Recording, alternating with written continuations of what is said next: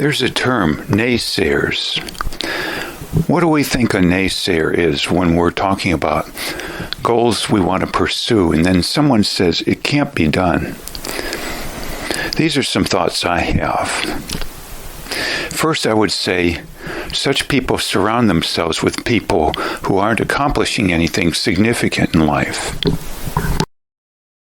Dr. David Schwartz from the 1950s or 60s wrote a book, for instance, The Magic of Thinking Big. And he refers to such people as having mediocrity in their lives, or mediocre goals, perhaps. Myself, I like a term, moribund, that some people are simply so stuck that they just can't move and thus grow, so to speak.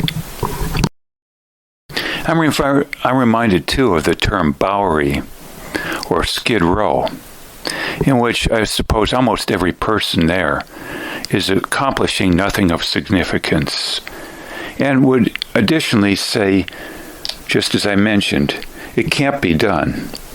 Again, nobody around them is doing it of anything significant.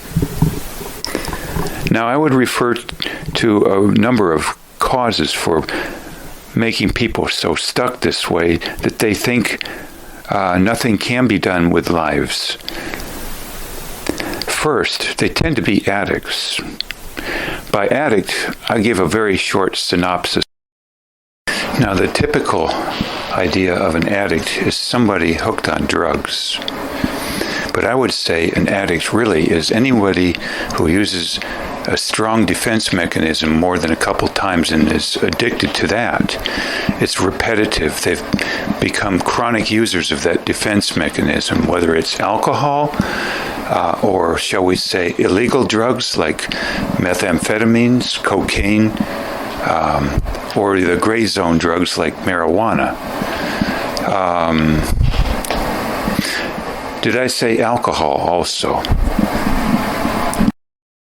But of course, there are other addictions too, I think are quite serious also. Only they're termed legal addictions and very, very commonplace.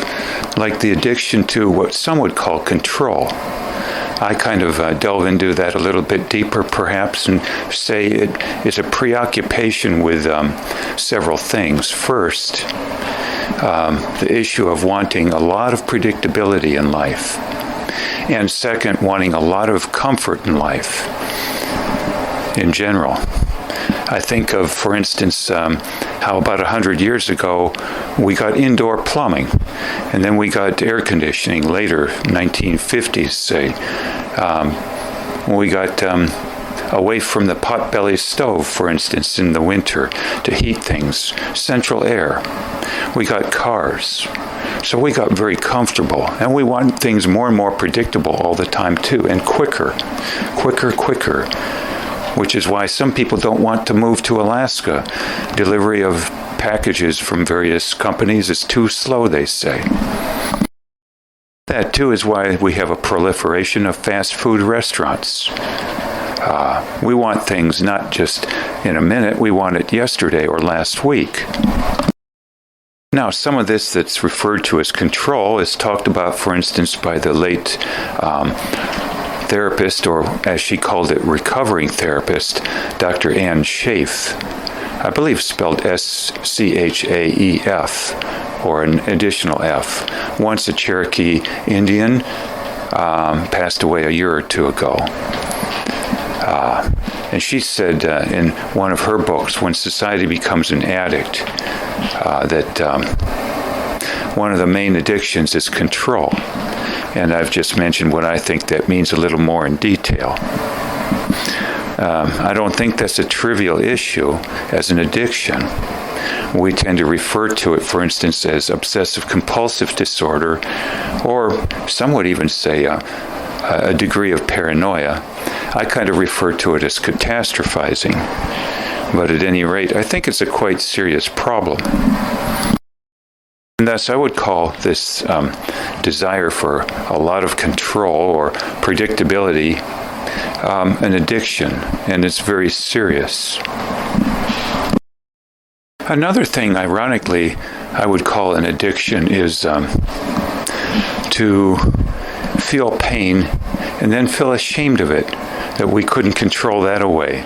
So I would refer to as a massive addiction in certain people as being vulnerable to high levels of shame, because there's certain misconceptions in their heads then when they experience discomfort or pain, and it's tied to the issue of regrets too, I believe.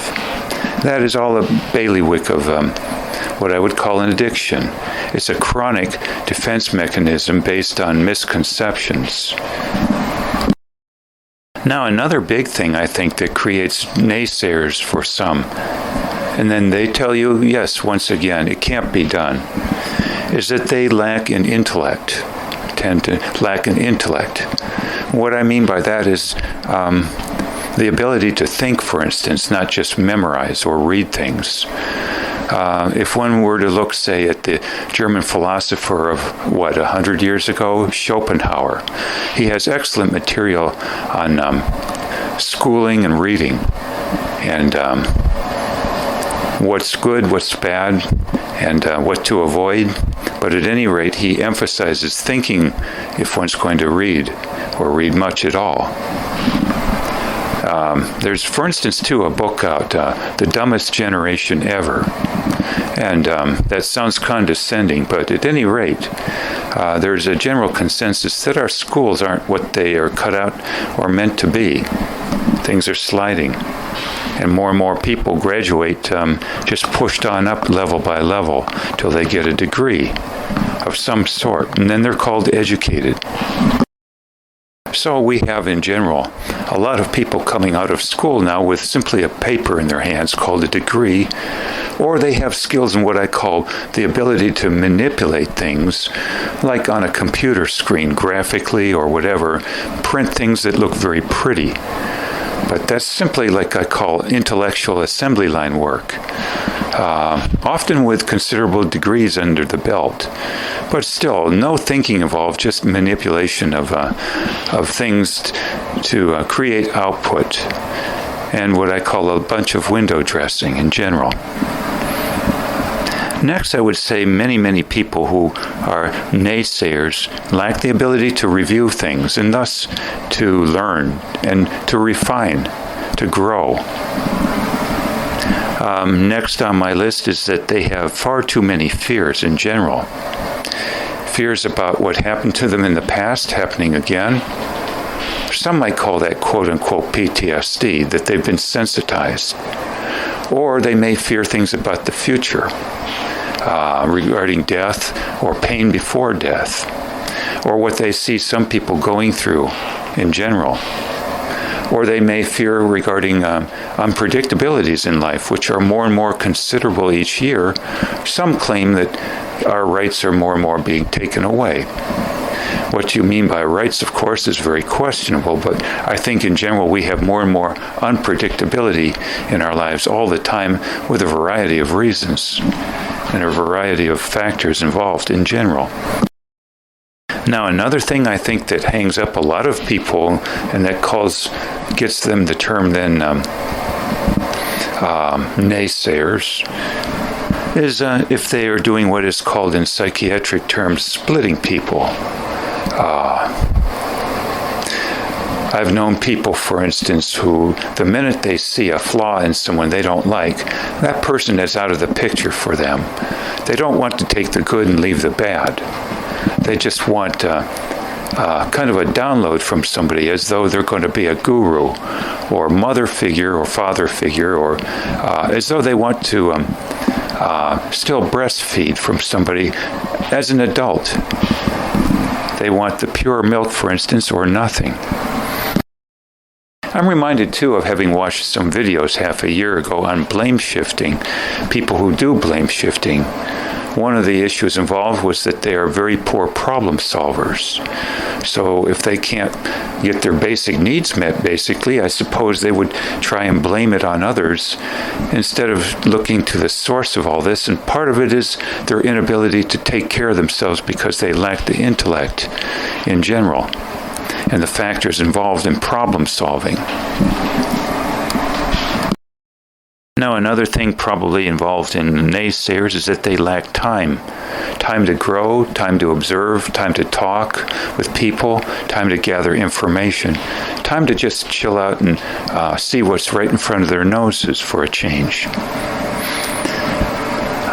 Yet another thing, chronic bitterness, chronic anger, which I believe is a strong defense mechanism that some use far more than others. In fact, I would go to say that those who are so-called bipolar and those who are receiving diagnoses sometimes in psychiatric circles of PTSD, they call it, are people who do not use much chronic anger or rage or blaming. And so they're left hanging out there on a limb without ways to cope. Those who do use chronic anger, for instance, or my observation being perfectionism, or call it OCD if you will, have the defense mechanisms right there to cope with things on a much different manner, and they tend not to receive these diagnoses, I believe. Okay, so yet another thing I see in naysayers is they tend to have children of an age that require a lot of time and attention and produce lots of frustrating issues in their lives, especially if the children go down the rabbit hole, for instance, with teen pregnancy or what they call juvenile delinquency. That's a can of worms in and of itself to talk about, I believe. But at any rate, I would say that a child, for instance, too, who has drug addiction problems or is being bullied at school or is quote-unquote depressed or has attempted suicide at times or is obese, a number of things involved. This can be very taxing to a parent. On top of being able to concerns about providing a proper environment as to the neighborhood and school and the kids they play with in general, and the quality of education they receive, and what's being done if they receive bullying. Next, I would say oftentimes naysayers tend to be quote-unquote older individuals who have a lot of health issues, or maybe their brain functioning is declining, or maybe they just feel what's the use of trying anything anymore? And they may be fearful of old age in general. A couple more things here. I would say their housing situation is toxic. They don't own homes, lock, stock, and barrel, with no mortgage on top, still to be paid for or unpaid for. They may lack cars that are reliable. They may also have relationship issues or be single and hopeless about ever remarrying or having another partner if that's what would be most advantageous. And if I didn't say so already, they tend to be often perfectionists, or you might say catastrophizers. Some would say the word paranoia or OCD. And these people, too, I believe, are stuck right there at about a 2% level of functioning compared to what they could be doing in life. So if they're surrounded by such people of the same nature, they would tend to be self-reinforcing and say, it can't be done. Whatever would go beyond basically the 2% level of functioning. They would generalize, not just on their own experience, but upon those around them, in what I would call, facetiously or not, the Bowery or the pits or the dumps. They would look around, get reinforcement that this must be the way it is all over, make an overgeneralization and say, once again, as naysayers, it can't be done. Unfortunately, I think this Bowery effect, as I would call it, has a lot to do, too, with affordability of housing and land. I know some very bright and empathetic people off the charts who have moved perhaps sometimes from areas of what we shall call higher IQ and higher empathy levels to regions where there's very cheap land. so that they could have a spread of, say, 30 or 40 acres and maybe some animals that they find pleasant to be around. For instance, Nietzsche, the philosopher, loved going in the Alps to walk and get ideas for his writings and growth. And he said, for instance, that your environment is very, very important. He loved nature, as do so many creative and empathetic and bright people. And so, but that's a problem. If you're not going to live in a nature sanctuary all the time, or in the Alps, where theoretically it might be free at times, then what? Then you might want to live in a region where the land is cheap. But the land is cheap too in the Bowery of New York City or other areas, the ghettos, everywhere, that's cheap. And the problem is then who you are around all the time and the thoughts and addiction processes that are reinforcing to each other around you. That is very problematic. And yet, quote, the land is cheap, and maybe enforcement of vagrancy laws is little or non-existent. Also, a factor is heating costs in the winter. These places sometimes tend to be places where the cost of heating is less, as opposed to, say, to Vermont. So, case in point, 20 years ago I took a trip once to Burlington, Vermont by Greyhound, and I found it quite pleasant there. I stayed 10 days, upon which I decided I wouldn't mind living here or more than just mind, but the cost of living was quite high, even for an apartment.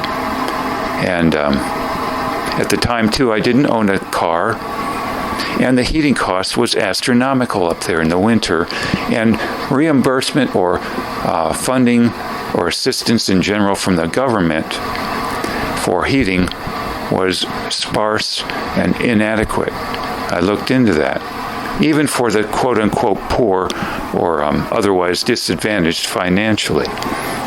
So that was out for me.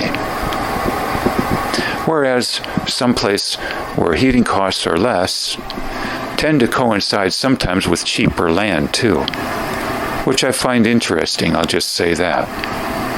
So these are my thoughts then on what I call why some people are naysayers.